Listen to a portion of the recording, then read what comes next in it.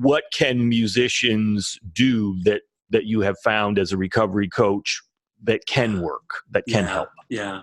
I really draw on the mind, body, spirit model that we've been talking about. I've been very influenced by integral recovery. My dear friend John Dupuy, it's D-U-P-U-Y, is a guitarist. He and I play music together whenever we get together. John lives in Utah.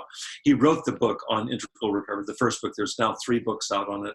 And I've been very influenced by John's work, and he has a heart for musicians as well. And so what he'd say, I'll channel John right now, is that it really is a body, mind, spirit thing. And how that looks is that I need to address my physical health primarily. You know this from Maslow's hierarchy, is that the physiological is the foundation for all the rest that follows. That includes my creativity and my generativity as a musician. So I've got to attend to things. It's so basic that we miss it. I've got to things like diet, sleep, exercise, self-regulation, which includes yoga, meditation, prayer, whatever. And right in the middle of that is any addictive substances that I'm using. And so that's such an issue for so many musicians. And so right off the bat, as you address the body, and we're all works in progress, David. I mean, sometimes you eat poorly, sometimes I eat poorly, so on it goes. It's just like keeping our eyes open, beginning to kind of like take notice of that and alter things gradually. So that's one piece. The next piece would be to address the mental, the mind. And I include in the mind the emotional. It would be like whatever I have going on that's getting in the way. That if it's, I work with people that have creative block. I work with people that have high anxiety, performance anxiety. I work with people that have a hard time getting motivated because they're operating with kind of subclinical depression. It's like addressing that, and that can involve a number of resources, including recovery coaches or therapists like you. And so I feel like that's critical. You can't bypass that for long. It's not a good long-term proposition for me to avoid dealing with the psychological, the mental. And then in terms of the spiritual, I would include in the spiritual, like we talked about earlier, whatever resources one has to keep alive spiritually. It's my draw to music is that it's always been the source of the greatest kind of spiritual regeneration for me, for sure. I tell you who I've read that's had the most influence is, and you have probably too, is Mihaly Csikszentmihalyi's book, Flow. Just forget the author. Flow. And he describes this, and I mean, that describes spot on my experience at its best as a musician, and it's really the entry point into spirituality for me. But whatever I can do to cultivate diverse resources spiritually.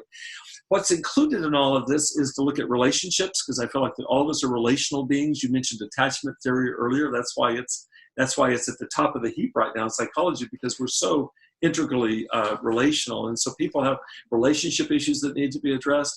And then if I would add one other piece, these are the things that I work with. I just got an email earlier today. I'll be meeting with somebody next week that wants to work on integral recovery. What does that look like? Well, we're talking about it. As you begin to address and kind of diagnose how are we doing across multiple systems, the one that we haven't talked about would be in the realm of finances, so it'd be economics. How are you situated socially in terms of fitting into society, especially if I'm working with somebody who's, most musicians, I don't know if this is most musicians. A lot of musicians have been kind of the odd man or odd woman out, and so they've had a hard time feeling connected to normal society, et cetera. I'd like to talk about those things. There are people that are very bright that could use more schooling. There are people that don't know how to hold down a job. And so I really think there's a lot to be said just for talking about the pragmatics of living in the world. And it's funny, you and I have backgrounds in training in psychotherapy. There's very little emphasis on that. At least there wasn't in my training. So we learn a lot about understanding people's psychodynamics, family relations, et cetera. But how are you doing, Bob? Do you have a car that runs? Can you hold a job more than for a couple of weeks? And I feel like sometimes the real practical stuff is really important. So my answer to you is that I look at addiction holistically. I'll tell you, because of my background in psychology, I focus a lot on what people are doing to self-medicate to reduce anxiety, depression, trauma, etc. But that's not the only game in town. And even though I'm not a physician, I highly recommend people meet with somebody who's expert, whether it's a psychiatrist to address possible psychotropic medication to help regulate mood, or a nutritionist, you know how it goes with musicians. We eat on the run and we eat crappy food and so on like that, and it ends up catching up with us. So I hope that gives you a little flavor of it. Yeah, sure.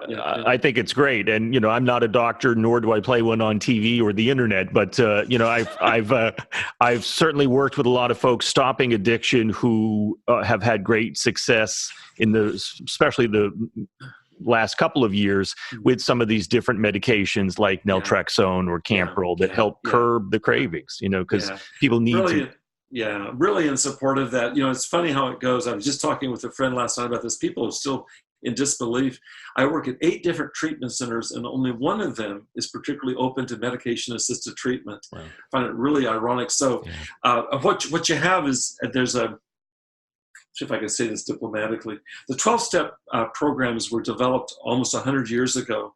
And for the most part, they're pre-medical, pre-scientific. They certainly are, all the research that's been done on the brain and addiction has been in the last 15 years with brain scanning technology. That obviously wasn't available before. All of the work that you and I have trained in psychology, in terms of trauma theory, attachment theory, and so on, those didn't even exist as disciplines 100 years ago. Right. And so for me to update is what I'm doing, but I do a lot of that in terms of reaching out.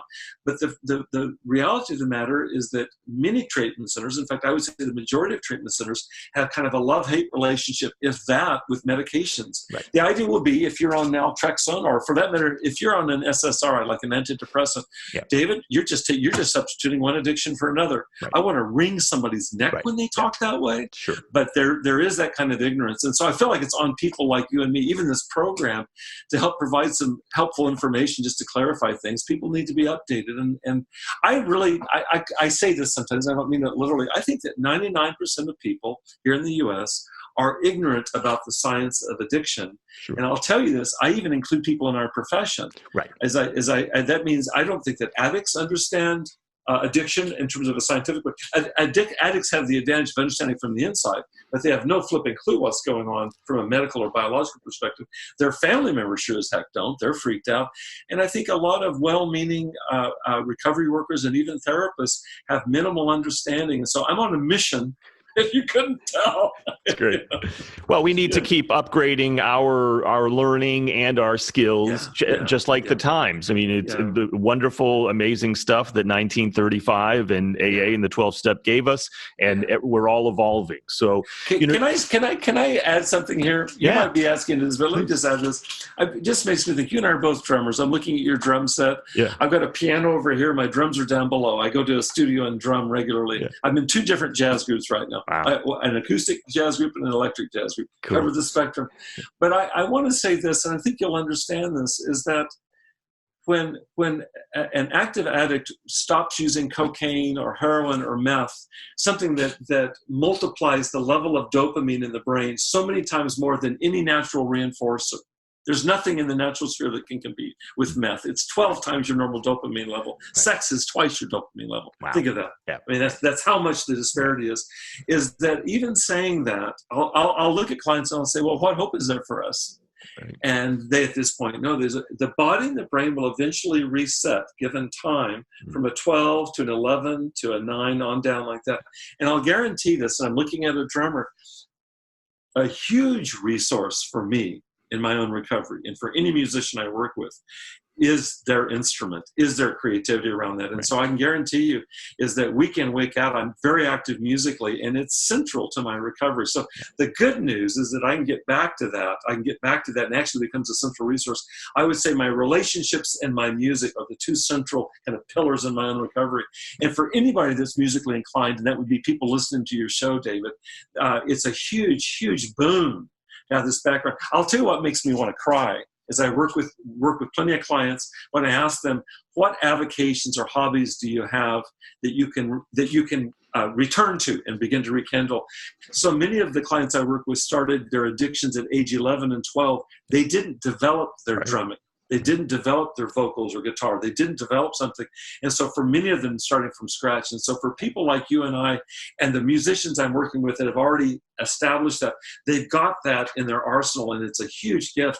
And the goal would be for somebody who doesn't to get on board with it. I'm going to send them to you for drum lessons. I mean, if they can develop something like, and some of them will do that. They realize, if I don't develop some kind of creative expression, I'm going to be dead in the water. I think it's kind of non-optional, to be honest with you, in recovery. Yeah, and I think that goes for certainly musicians and everyone in general, just finding that whatever your jam is, right? And Years ago, I went to a conference with the Jungian analyst James Hillman. It was here locally, and somebody right next to me asked him. It was a room of 200 psychotherapists. This is like 30 years ago. Somebody said, Dr. Hillman, he had been the trainer at the Jung Institute in Zurich throughout the 60s and the 70s, and he trained a lot of therapists. They said, what do you think is the key to training an effective therapist? I'll never forget Jim's response, because he responded just like this. He says, without even pausing, he says, it's to cultivate your art form. He says, cultivate your art form. And he went on to say, he says, by art form, I don't mean you have to be a musician or a sculptor. It can be cooking, it can be gardening, it can be walking mindfully, but you've got to cultivate that which in you that is related to your soul. He paused for a second, and then he said, and then secondly, you need to read everything that's ever been written in psychology. That helps too, right? Yeah. I loved his priority. I've never forgotten that. It's really what we're talking about.